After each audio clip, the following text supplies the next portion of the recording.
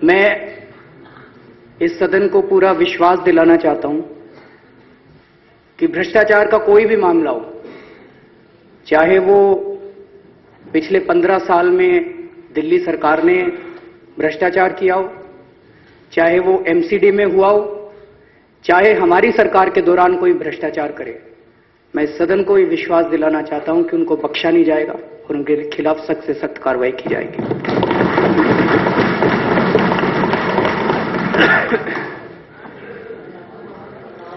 आम आदमी कौन है? अभी बहुत ही माननीय सदस्य ने कहा कि रैन बसेरे में रहने वाला व्यक्ति आम आदमी है, चने और कुलचे बेचने वाला आम आदमी है, चाय की रेहड़ी लगाने वाला आम आदमी है। बिल्कुल वो आम आदमी है, लेकिन शायद भारतीय जनता पार्टी इस देश के अन्य लोगों को आम आदमी नहीं मानती, लेकिन आम आदमी पार्टी इस देश के मिडिल क्लास के लोगों को भी आम आदमी मानती है। इस देश के हर उस शख्स को आम आदमी मानती है जो इस देश में एक ईमानदार व्यवस्था चाहता है।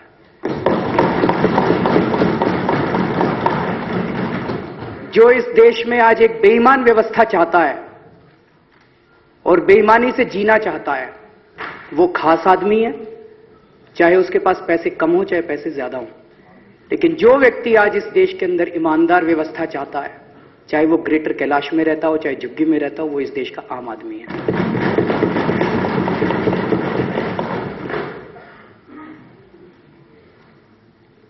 अध्यक्ष महोदय, मैं आपके सामने इस देश के आम आदमी की व्यथा रखना चाहता हूं। मैं बहुत सारी चीजें बोलूंगा, मेरी बातें किसी भी व्यक्ति विशेष के खिलाफ नहीं है और ना ही किसी पार्टी विशेष के खिलाफ है। हमारी किसी पार्टी से दुश्मनी नहीं है, हम यहां पार्टियों की राजनीति करने के लिए नहीं आए हैं और ना मैं आज यहां पे सरकार बनाने के लिए या बचाने के लिए या सत्ता में आने के लिए यहां पे आज खड़ा हुआ हूं। हम लोग कौन है? ये 28 लोग कौन है? इनमें ये वंदना है, हाउसवाइफ है। ये क्या जरूरत पड़ी थी इसको चुनाव लड़ने की? वो पीछे अखिलेश मणि त्रिपाठी खड़ा है, दिल्ली में सिविल सर्विसेज के एग्जाम देने के लिए आया था। क्या जरूरत पड़ी थी उसको चुनाव लड़ने की? वो पीछे धर्मेंद्र कोहली है, उसकी बहन का कत्ल हो गया, शहीद हो गई उसकी बहन। हम सब बाहर के लोग थे, आम आदमी थे, हम लोग बहुत छोटे लोग हैं, बहुत मामूली लोग हैं,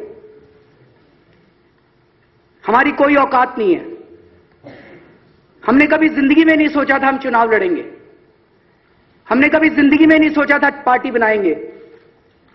लेकिन आज इस सदन को सोचना पड़ेगा कि इस देश के आम आदमी को चुनाव लड़ने की जरूरत क्यों पड़ी। इस देश का आम आदमी क्या चाहता है?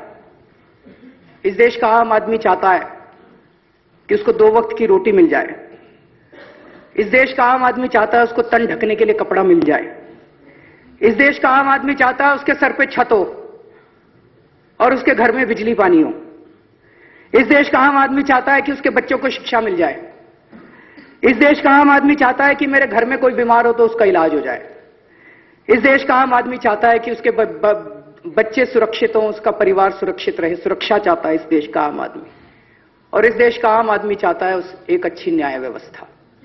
बस यही चाहता है इस देश का आम आदमी। लेकिन आज 65 साल में उसको ये व्यवस्था नहीं मिली। क्यों नहीं मिली, ये सोचने की जरूरत है और हम सब लोगों को सोचने की जरूरत है। इसमें कोई बीजेपी, कांग्रेस, आम आदमी पार्टी की पॉलिटिक्स नहीं है। हम सब लोगों को ये सोचने की जरूरत है कि 65 साल में इस देश के आम आदमी को ये 6-7 चीजें क्यों नहीं मिल पाई।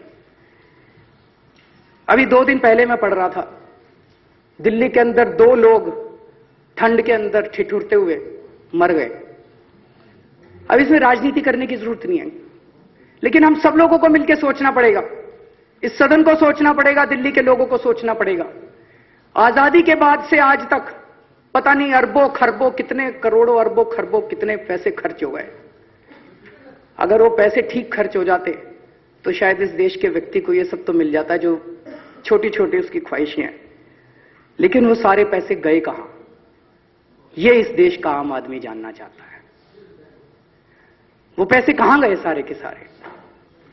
वो सारे इस देश की राजनीति की भेंट चढ़ गए। इस देश की राजनीति भ्रष्ट हो चुकी है, हमें मानना पड़ेगा। इस देश की राजनीति खराब हो चुकी है, इस देश की राजनीति का अपराधीकरण हो चुका है। आज शिक्षा खराब है क्योंकि राजनीति खराब है। आज स्वास्थ्य खराब है क्योंकि राजनीति खराब है। आज बिजली, पानी, सड़कें खराब है क्योंकि राजनीति खराब है। हम सब लोगों को मिलकर इस देश की राजनीति को सुधारना पड़ेगा।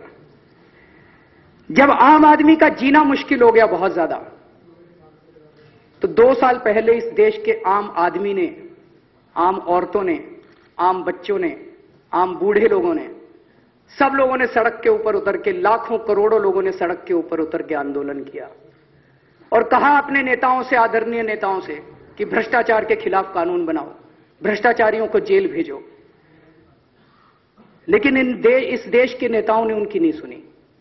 इस देश के नेताओं ने इस देश के आम आदमी को ललकारा कि अगर तुम्हारे में हिम्मत है तो चुनाव लड़के दिखाओ।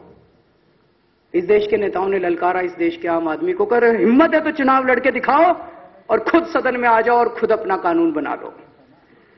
उन्हें लगा, इस देश के नेताओं को लगा कि इस देश का ये आम आदमी तो मरा हुआ आदमी है, कुचला हुआ आदमी है, ये क्या चुनाव लड़ेगा, ये हमारे सामने क्या खड़ा होएगा, हमारे पास तो इतना पैसा, इतना बाहुबल है, इस देश का आम आदमी क्या चुनाव लड़ेगा। लेकिन शायद इस देश के नेताओं ने अपनी जिंदगी की सबसे बड़ी भूल की थी। वो भूल गए कि इस देश के खेतों के अंदर आम आदमी हल जोतता है, नेता हल जोतने के लिए नहीं जाते। इस देश का आम आदमी कपड़ा बनाता है, नेता कपड़े नहीं बनाते। इस देश का आम आदमी मकान बनाता है, नेता मकान नहीं बनाते। इस देश का आम आदमी ऑटो चलाता है, नेता ऑटो नहीं चलाते। इस देश का आम आदमी चांद पे जाता है, नेता चांद पे नहीं जाते। इस देश का आम आदमी रिसर्च करता है, नेता रिसर्च नहीं करते। जब इस देश के आम आदमी के पास कोई चारा नहीं बचा, तो इस देश के आम आदमी ने तय कर लिया कि ठीक है, इस बार चुनाव भी लड़के दिखाएंगे। पैसे तो थे नहीं और भ्रष्ट राजनीति से लड़ना था, गलत पैसा ले नहीं सकते थे, तो लड़ाई राजनीति को साफ करने की थी।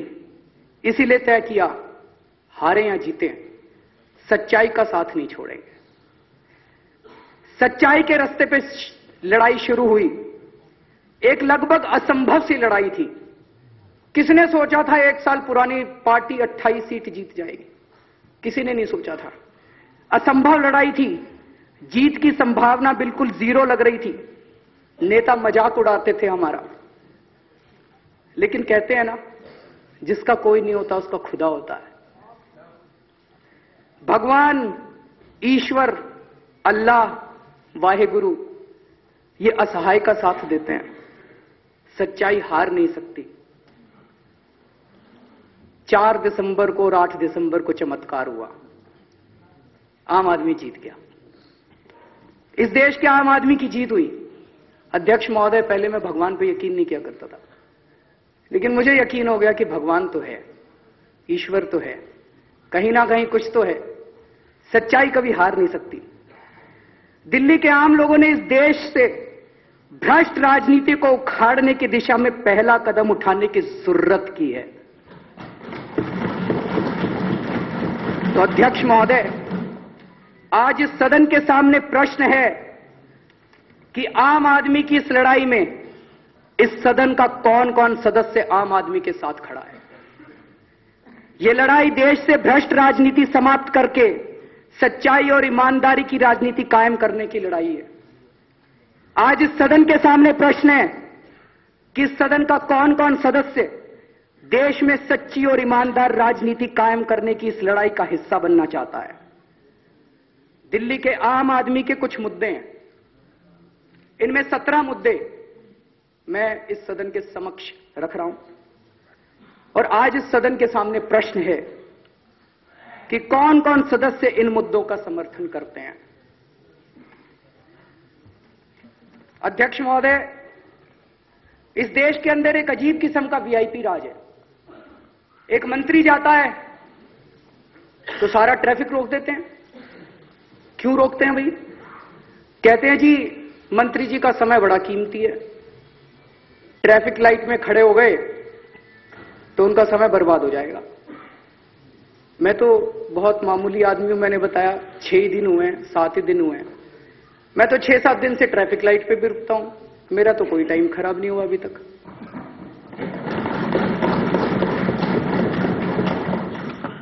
कहा जाता है कि उनकी सुरक्षा को खतरा है।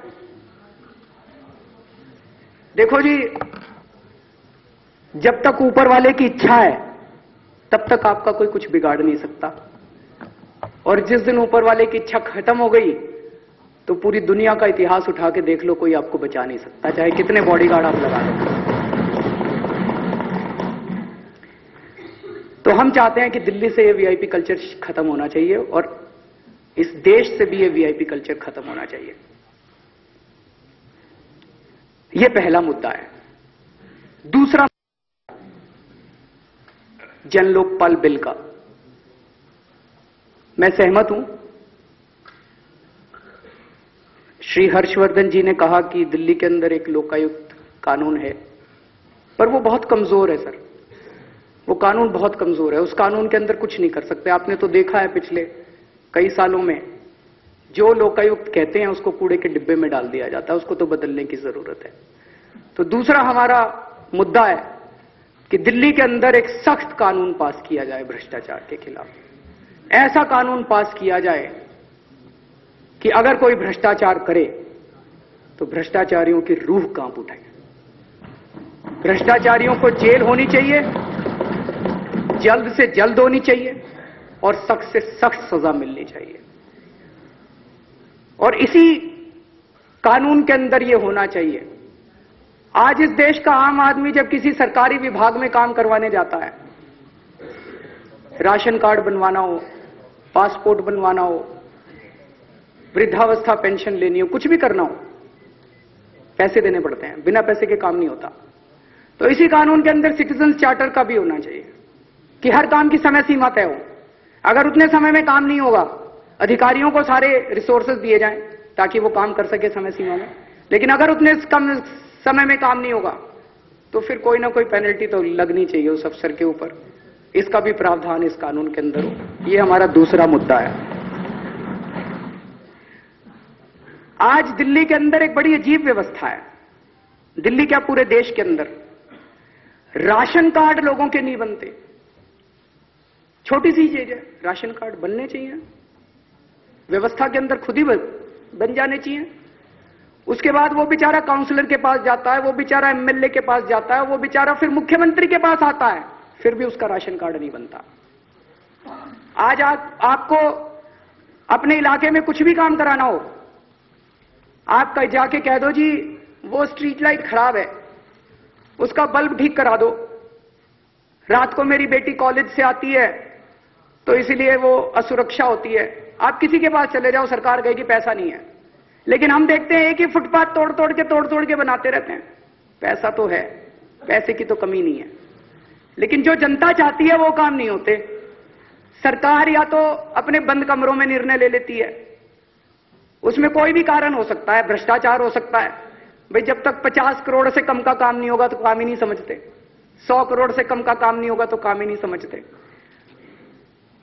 मेरे इलाके में सरकारी पैसा कहां खर्च होना चाहिए, ये अब इस देश के नेता और अफसर तय ना करें, ये इस देश की जनता तय करे, उस इलाके के लोग तय करें। इसलिए तो हमने आजादी की लड़ाई लड़ी थी, इसलिए थोड़ी लड़ी थी कि वो अंग्रेज चले जाएंगे और दूसरे किस्म के लोग आ जाएंगे। इसलिए थोड़ी लड़ी थी कि पहले अंग्रेजों के खिलाफ लड़ा करते थे, अब अपने नेताओं के चक्कर काटेंगे। तो हम दिल्ली के अंदर शुरू करना चाहते हैं, स्वराज की परिकल्पना है हम लोगों की। इसी को स्वराज कहते हैं, सीधे जनता का राज, मेरा राज, जनता का राज। ये स्वराज का कानून हम दिल्ली के अंदर लाना चाहते हैं। ये तीसरा मुद्दा है। दिल्ली को पूर्ण राज्य का दर्जा मिले, इसमें तो मुझे लगता है किसी पार्टी को, बीजेपी के भी मैनिफेस्टो में, कांग्रेस भी इसके लिए लड़ती रही है, आम आदमी पार्टी भी ये मांग कर रही है पांचवा मुद्दा है बिजली कंपनियों का ऑडिट। ऑडिट तो होना ही चाहिए, क्यों नहीं होना चाहिए? और बिजली कंपनियों का ऑडिट होने के बाद जो रिपोर्ट आए वो इस देश की जनता के सामने रखी जाए और उसके बाद हम सब लोग मिलकर तय करें कि बिजली के रेट क्या होने चाहिए। इसमें पार्टीबाजी ना करें। कोई कहता 30%, कोई कहता 50%, ये सारी अलग है। हम सारे मिलकर तय करें कि दिल्ली के अंदर बिजली के रेट क्या होने चाहिए। लेकिन एक सच्चाई पता तो चले कि इन बिजली कंपनियों में आखिर हो क्या रहा है। ये हमारा पांचवा मुद्दा है। छठा मुद्दा, कई बार आरोप लगाया गया है कि दिल्ली के अंदर मीटर बड़े तेज चल रहे हैं। इसके कई आंकड़े भी दिए गए हैं। इन मीटरों की जांच होनी चाहिए। सातवां मुद्दा, दिल्ली में पानी की व्यवस्था। कई सारे माननीय सदस्यों ने यह मुद्दा उठाया, मैं पूरी तरह से सहमत हूं। दो मुद्दे हैं पानी को लेके। एक तो मुद्दा यह है कि दिल्ली के अंदर पानी के बिल बहुत आ रहे हैं जी। कुछ लोगों ने कहा कि मीटर तो 4 लाख हैं, 5 लाख हैं, जितने भी हैं, लेकिन जो बिल आ रहे हैं वो बहुत आ रहे हैं और जनता बहुत ज्यादा दुखी है उन बिलों से। तो उनको तो थोड़ी रिलीफ मिलनी चाहिए। उनको अगर, चलिए मान लीजिए 4 ही लाख लोगों को मिल गई रिलीफ, क्या फर्क पड़ गया?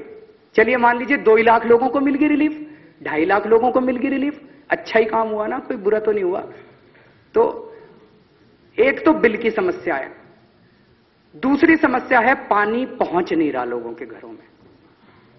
इसके लिए हम सब लोगों को मिलके, तो अभी कितना पानी दिल्ली में आ रहा है, मैंने दिल्ली जल बोर्ड के सीईओ साहब को बोला है कि जरा बताएं तो सही कि डेली बेसिस पे पता तो चले कि दिल्ली के अंदर कितना पानी आया, कितना पानी किस इलाके में गया, ताकि हम उसको वेबसाइट पे डाल देंगे जी, भाई आज इतना पानी आया था, इतना पानी इस इलाके में गया। मीटर तो लगाओ, बल्क वाटर मीटर तो लगाओ जगह जगह। उसके बाद जिन जिन इलाकों में, एक माननीय महोदय ने संगम विहार का नाम लिया, संगम विहार है, देवली है, अंबेडकर नगर है, महरौली है, वसंत कुंज है, कई इलाकों में पानी नहीं आ रहा जी। तो पता तो चले कितना पानी आ रहा है, और जिन इलाकों में पानी नहीं आ रहा उस पानी को पहुंचाने की क्या व्यवस्था की जाए, हम सब लोगों को मिलकर बैठ के सोचने की जरूरत है। यह 7वां मुद्दा है। 8वां मुद्दा है दिल्ली की अनाधिकृत कॉलोनियों का। अभी अभी सरकार बनी है, हम चाहते हैं और आप लोग भी चाहते हैं, आज सबकी बातें सुन के मुझे अच्छा लगा, सारी पार्टियां चाहती हैं कि इस दिल्ली के जो लोग अनऑथराइज्ड कॉलोनीज के अंदर रह रहे हैं वो बहुत ही गंदी जिंदगी जी रहे हैं, ना उनकी बेसिक सुविधाएं उनके पास, उनको बेसिक सुविधाएं मिलनी चाहिए। उसका समाधान ये सदन ही निकालेगा, हम सब लोगों को मिलकर उसका समाधान निकालने की जरूरत है। 9वां मुद्दा है दिल्ली की झुग्गी बस्तियां। कोई भी आदमी झुग्गी में मर्जी से तो नहीं रहता, गरीबी में ही रहता है।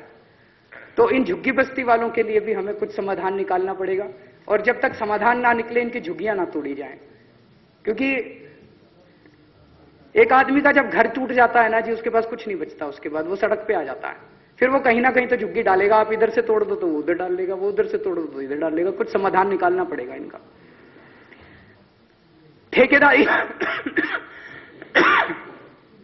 ठेकेदारी के ऊपर कई लोग रह रहे हैं।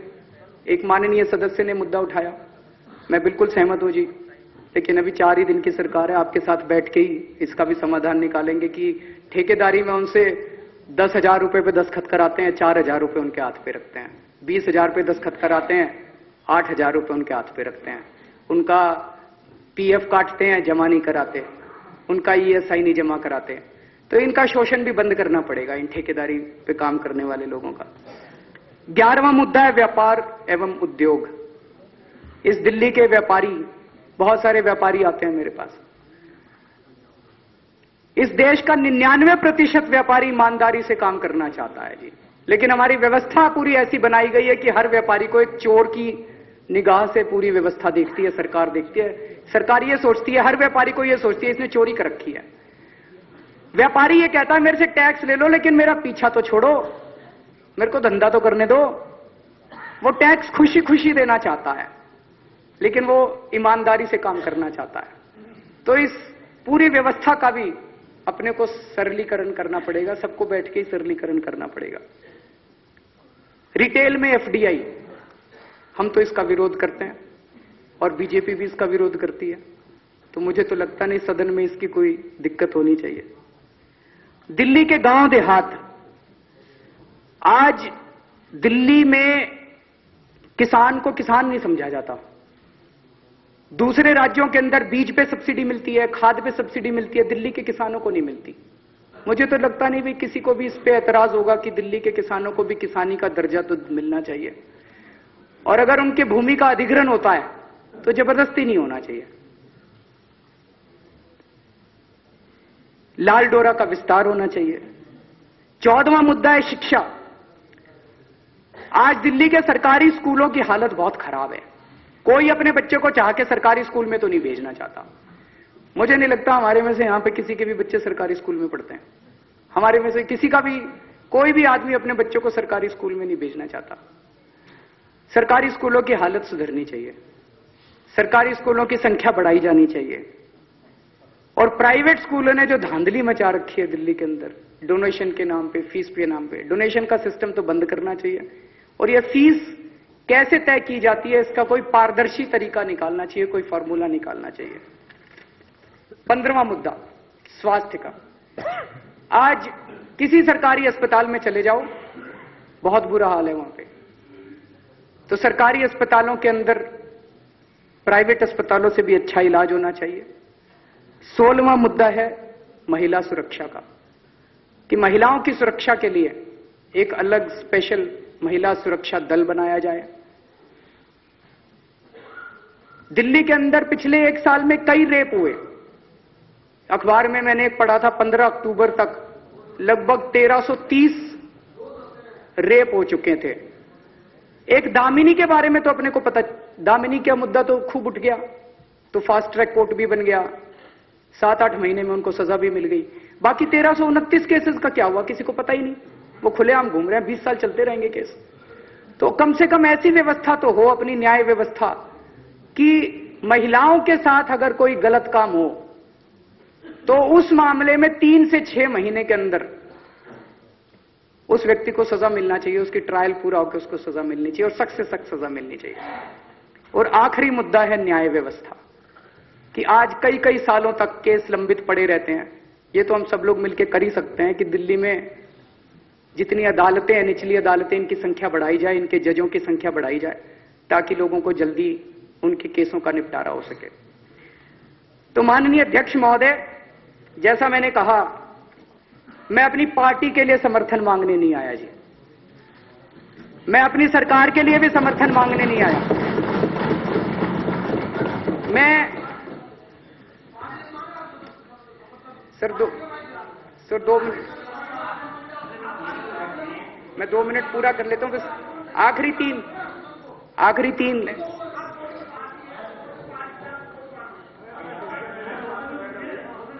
तीन लाइन बची हैं जी। आखिरी 3 लाइन बची हैं। मैं 3 प्रश्न रखना चाहता हूं इस सदन के सामने। जैसा मैंने कहा था कि दिल्ली के आम लोगों ने इस देश से भ्रष्ट राजनीति को उखाड़ने की दिशा में पहला कदम उठाने की जरूरत की है। आज इस सदन के सामने प्रश्न है कि आम आदमी की इस लड़ाई में इस सदन का कौन कौन सदस्य आम आदमी के साथ खड़ा है। दूसरा प्रश्न है, ये लड़ाई देश से भ्रष्ट राजनीति समाप्त करके सच्चाई और ईमानदारी की राजनीति कायम करने के लिए। आज इस सदन के सामने प्रश्न है कि इस सदन का कौन कौन सदस्य देश में सच्ची और ईमानदार राजनीति कायम करने की इस लड़ाई का हिस्सा बनना चाहता है। और तीसरा प्रश्न, मैंने इस सदन के सामने 17 मुद्दे रखे हैं जी। आज इस सदन के सामने प्रश्न है कि कौन कौन सदस्य इन मुद्दों का समर्थन करते हैं। माननीय अध्यक्ष जी, जो प्रस्ताव मेरे साथी मनीष सिसोदिया द्वारा पेश किया गया है उसे सदन द्वारा पास किया जाए। बहुत बहुत शुक्रिया।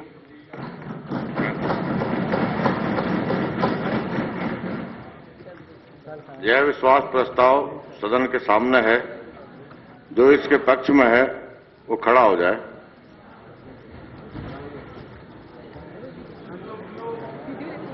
जो बैठ जाइए, हो गया। जो विपक्ष में है वो खड़ा हो जाए।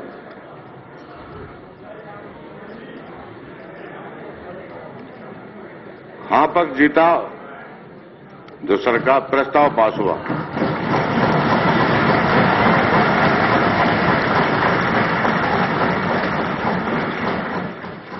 तो अरविंद केजरीवाल सरकार ने दिल्ली विधानसभा में ये लड़ाई जीत ली है, विश्वास मत हासिल कर लिया है। अरविंद केजरीवाल ने विश्वास मत हासिल करने से पहले एक भाषण दिया और काफी भावुक भाषण दिया, सारी बातें रखी अपनी सरकार की और ये कहा कि आम आदमी से जुड़े मुद्दों के लिए, भ्रष्टाचार को हटाने के लिए उनकी सरकार को समर्थन चाहिए। और उसके बाद ये मत विभाजन हुआ, खड़े होकर के मत विभाजन हुआ और उसके बाद ये साफ हो गया कि अरविंद केजरीवाल सरकार ने ये बड़ा मील का पत्थर आज पार कर लिया है। अरविंद केजरीवाल सरकार इसके साथ ही विश्वास मत हासिल कर चुकी है दिल्ली विधानसभा में।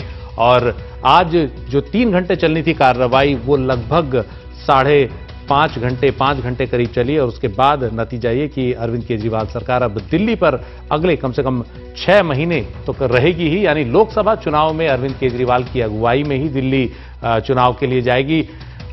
इस वक्त हम देख रहे हैं सदन में अरविंद केजरीवाल और उनके तमाम साथियों को बधाई देने का सिलसिला चल रहा है। सभी दलों के लोग वहां इस वक्त बधाई दे रहे हैं। हालांकि उससे ठीक पहले बीजेपी की ओर से, कांग्रेस की ओर से लंबे चौड़े भाषण दिए गए, आलोचनाएं अपनी अपनी तरीके से की गई राजनीतिक, लेकिन आखिर में लड़ाई अरविंद केजरीवाल सरकार जीत गई। दिल्ली विधानसभा में बहुमत हासिल उन्होंने कर लिया।